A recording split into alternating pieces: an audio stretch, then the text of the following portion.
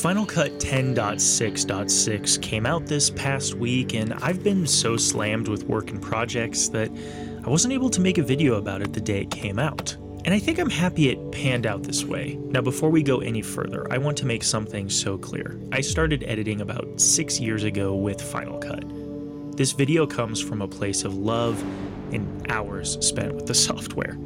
Many of you probably know me as the Switch to DaVinci guy lately, but here's the thing. I love both so much, and it pains me that I feel like Final Cut's future is kind of a bummer. In fact, I'm using it right now to make this video, just to take a break from Resolve, which I'm sure causes some head scratching, but look, I just love editing and I love Resolve and Final Cut. Okay, so here's my take. The subject mask, which was kind of the main feature I was excited about, is kind of a bummer in every scenario I have tested and isn't nearly as good as Magic Mask in Resolve, which is weird because the copy and paste subject in the Photos app is borderline incredible.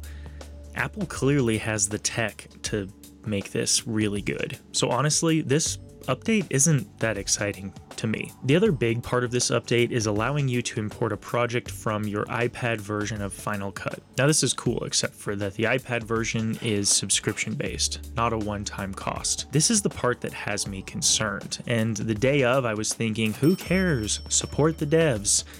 But then I started to think about a likely future Final Cut 11 and how it likely would be subscription based as well.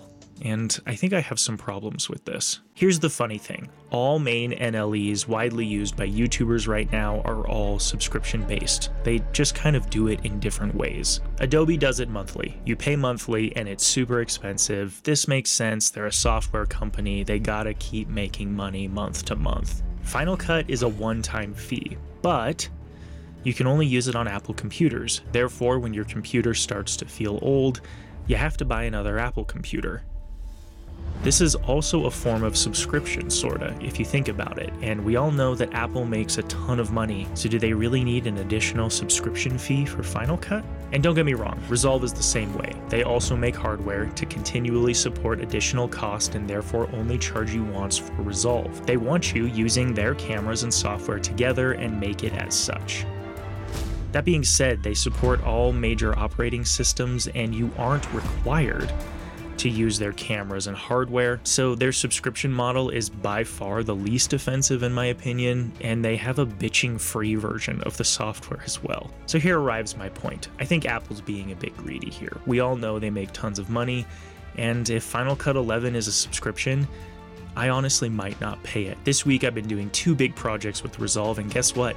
Magic Mask always crushes it. The cloud collaboration tools in Resolve are the freaking coolest things I have ever used, and the performance and stability continues to be really good.